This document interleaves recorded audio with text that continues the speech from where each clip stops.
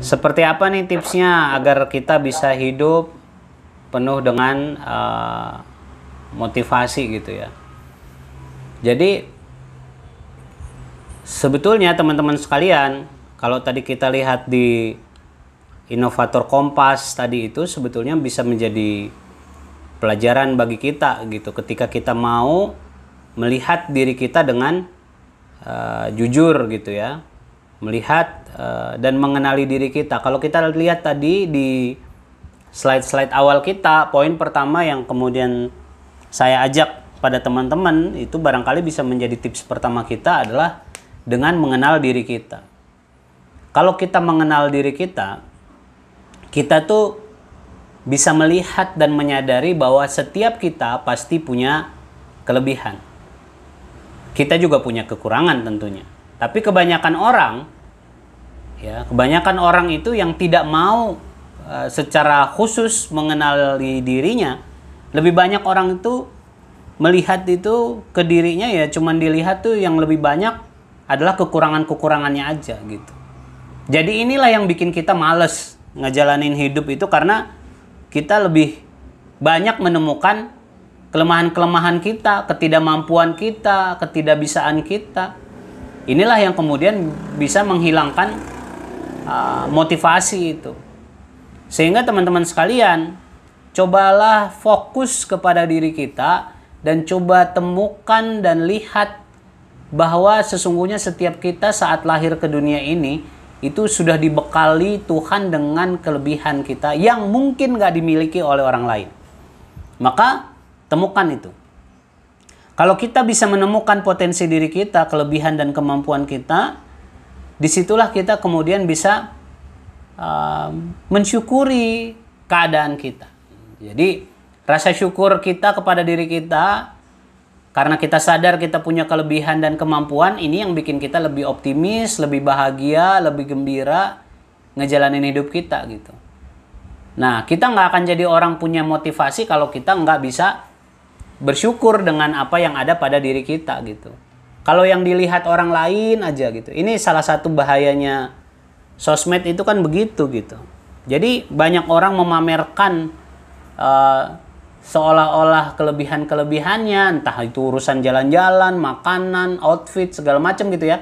Sementara banyak orang yang melihat itu juga, kok aku nggak kayak gitu ya gitu. Akhirnya dia jadi nggak pede dan seterusnya.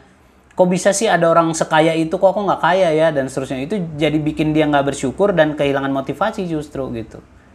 Nah makanya lebih baik itu kita banyaknya itu ngelihat ke dalam diri kita dan mensyukuri yang ada dalam diri kita dan mengembangkannya gitu. Gitu ya. Jadi salah satunya adalah mengenal diri itu penting sekali gitu. Kemudian teman-teman sekalian, agar kita punya hidup yang diwarnai dengan motivasi, salah satunya juga adalah bagaimana kita bisa meningkatkan semangat hidup kita itu selalu bahagia, selalu gembira dengan setiap kali kita lihat nih kesempatan, ada peluang di depan mata kita, jangan ditunda gitu. Jadi kebanyakan orang yang kehilangan motivasi itu adalah karena punya kebiasaan menunda. Mager, males, ya. Apalagi hari ini banyak lagi nih, ada lagi nih komunitas baru tuh, komunitas kaum rebahan katanya ya. Nah, yang kayak gini-gini nih bisa bikin kehilangan motivasi. Maka kita nggak boleh tuh jadi orang yang kemudian ngelewatin hari-hari kita itu dengan penundaan-penundaan gitu. Males lah gitu untuk ngerjain sesuatu. Jadi sebetulnya kalau kita kerjain itu kita bisa dapat kebaikan, tapi ya udah ntar aja lah gitu. Banyak nih urusan tuh, tugas kampus udah diinfo jauh hari, ntar pas sudah mepet deadline-nya baru kelebakan gitu. Itu banyak banget yang kayak gitu tuh.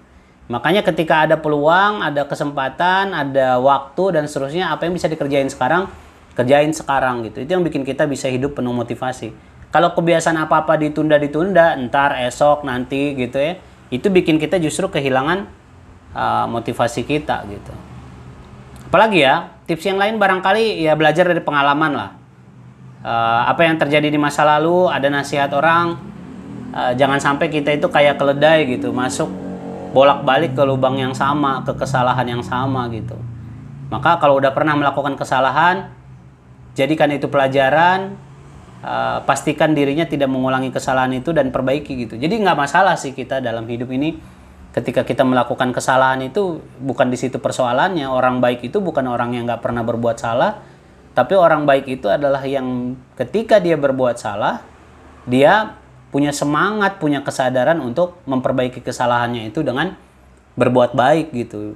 Bahkan perbuatan baik yang banyak gitu. Jadi pengalaman kita bukan untuk kemudian disesal-sesali, karena ketika dia terjadi, justru itu menjadi pelajaran bagi kita gitu ya. Kemudian apa lagi? Mungkin tips yang lain, berhentilah membuat alasan yang terlalu banyak untuk tidak melakukan sesuatu, tapi cobalah berlatih menjadi orang yang selalu punya alasan untuk melakukan sesuatu hal yang baik gitu. Jadi banyak orang itu kan kebanyakan ngomong tapi gitu. Dia sih cantik tapi gendut gitu.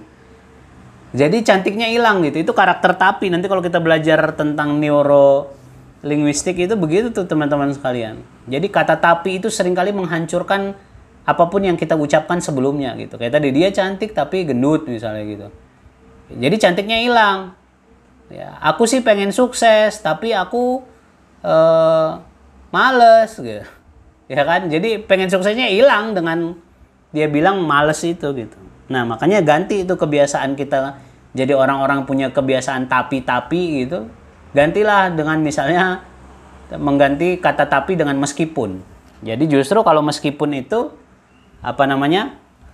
seseorang itu bisa jadi teramplify gitu kebaikannya gitu. Contoh misalnya meskipun dia gendut, dia cantik gitu kan. Jadi apa yang tadi dianggap lemah itu justru menjadi sebuah kekuatan.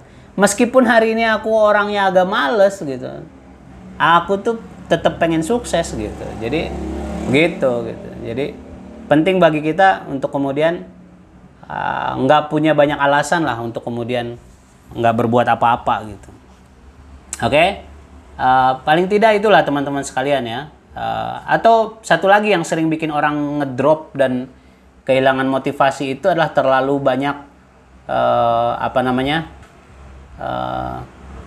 harapan-harapan yang nggak jelas gitu ya, ngayal gitu, terlalu banyak menghayal gitu.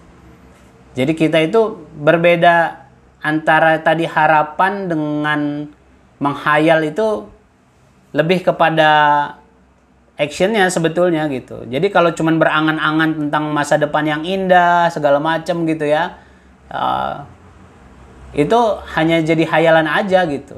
Tapi yang namanya harapan itu ditentukan tujuannya yang jelas ya, dan ketika tujuan yang jelas itu kemudian udah ditetapkan, ada langkah-langkah yang kemudian disiapkan juga untuk menuju ke sana gitu. Jadi bukan ngayal gitu. Kalau cuman hayalan doang tuh bisa jadi males jadinya gitu. Gitu ya paling enggak ya. Tentukan apa yang kemudian kita jadikan harapan dan tujuan kita, dan fokuslah ke sana gitu. Jadi jangan fokus hanya kepada apa yang dijalanin hari ini, tapi sadari bahwa apa yang dijalanin hari ini tuh bakal merubah banyak kebaikan di masa depan kita gitu. Jadi tentukan tuh, makin jelas harapan dan cita-citanya makin bagus gitu.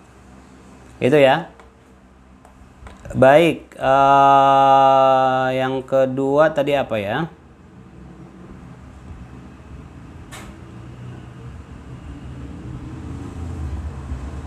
Dari Ramadan ya, Ramadan Bayu.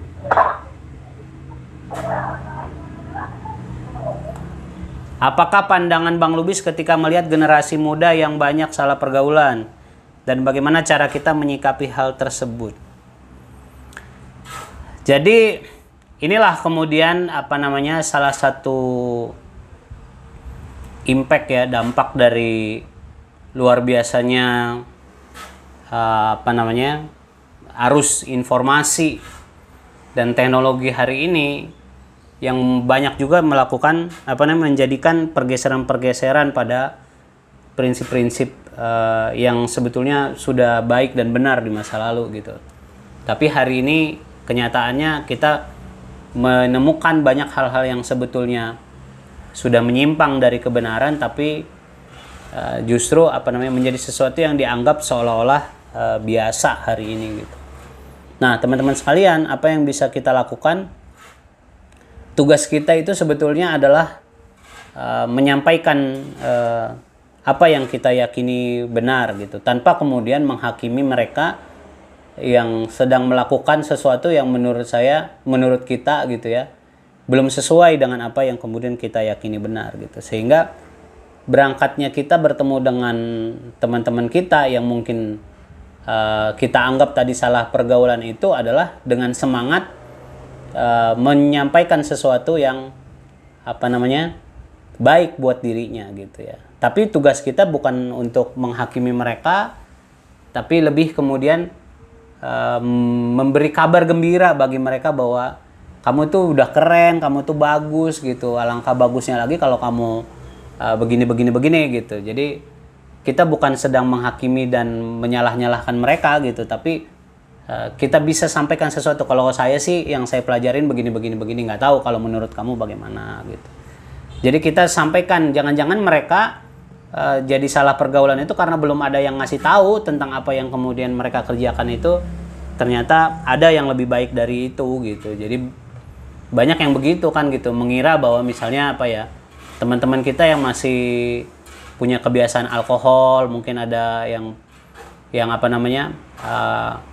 pergaulan bebas lah atau apa gitu. Karena apa? Menurut mereka ya begitu yang benar gitu. Nah, cobalah kita diskusi sama mereka sebagai teman.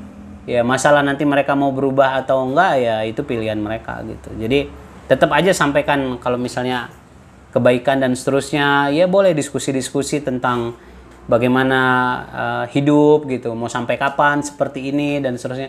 Banyakin diskusi aja, karena orang berubah itu akan lama bertahan berubahnya kalau memang dia berubahnya itu dari kesadarannya gitu, bukan dari ikut-ikutan gitu. Jadi kalau kita punya kepedulian di sana, coba deh bertemu sama mereka gitu.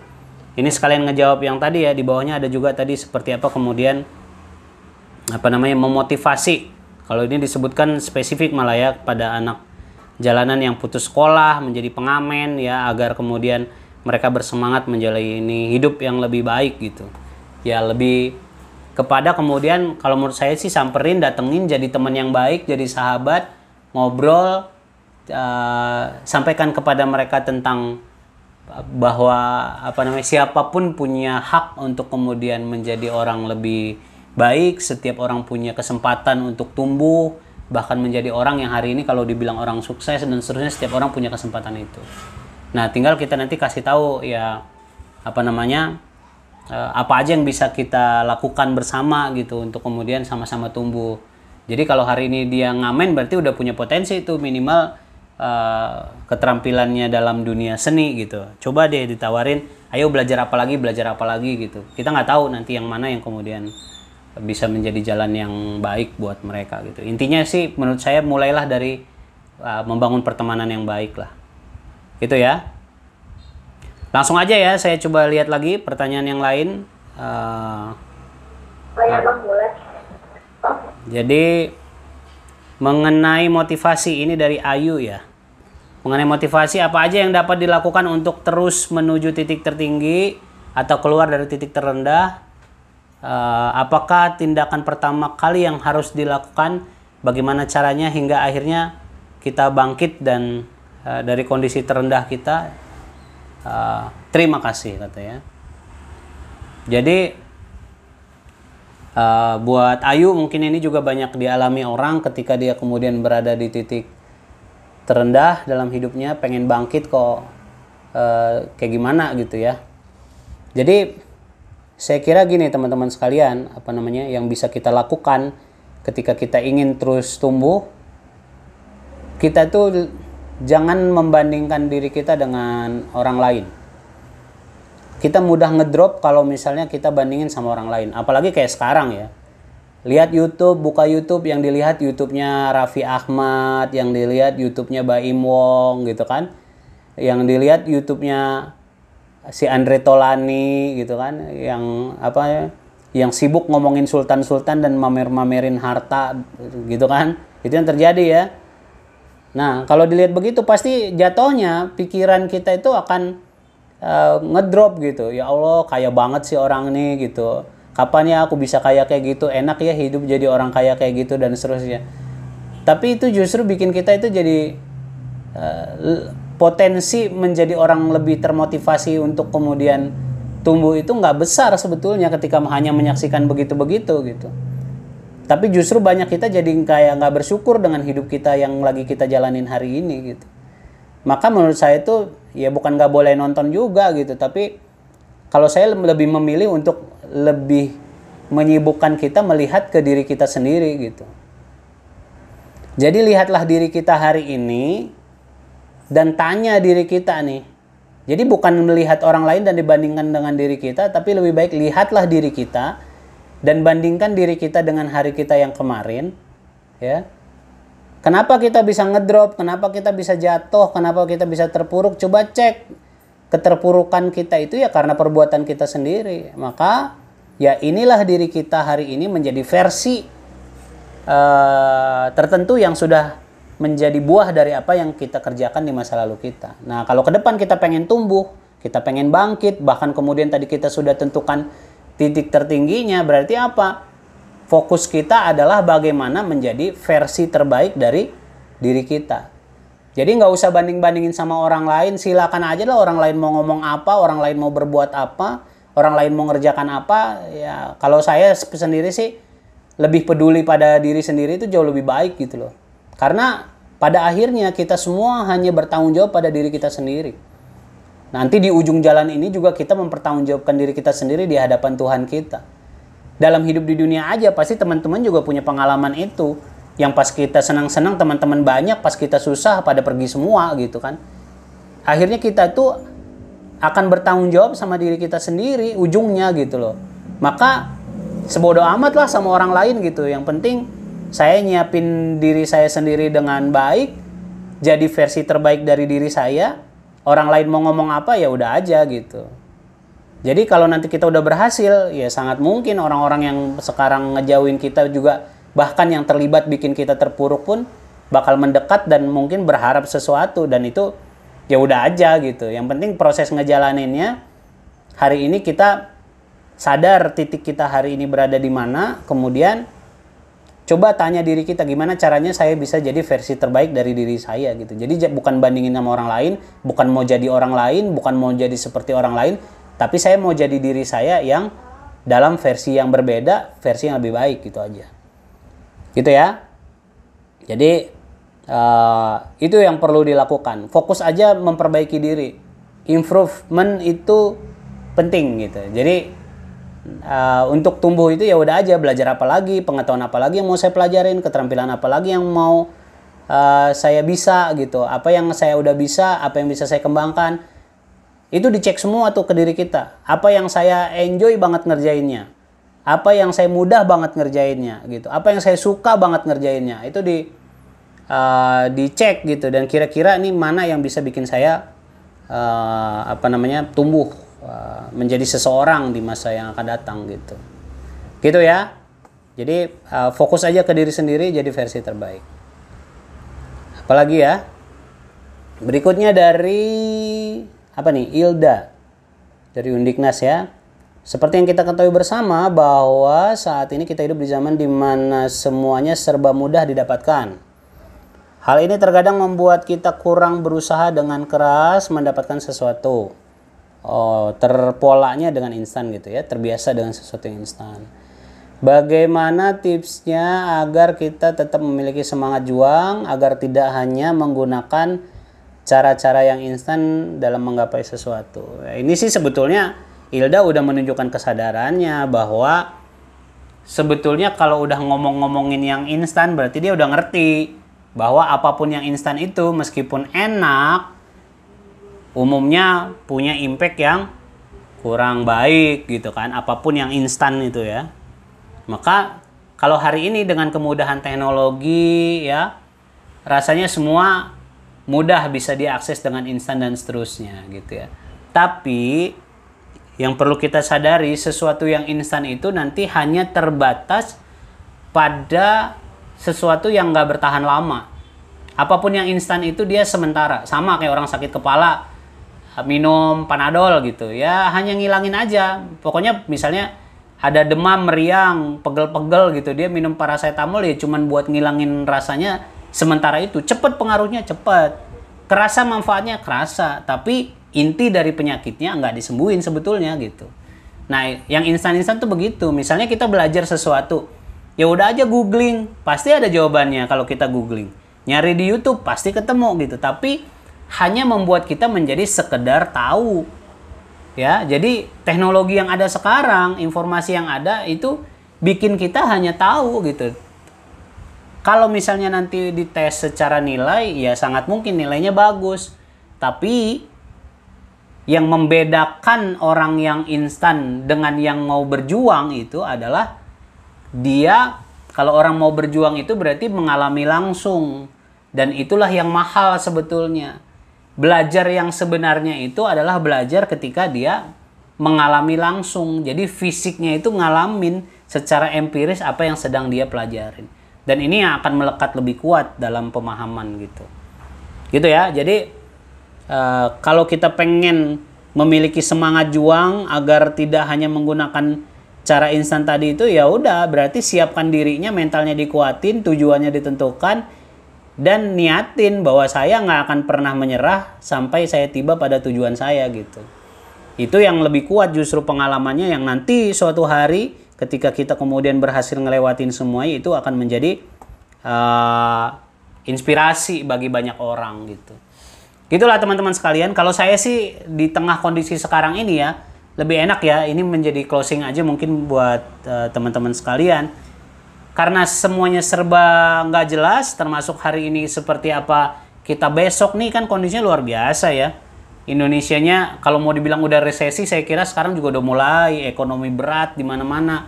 Ya kan kondisinya serba nggak pasti, serba nggak jelas.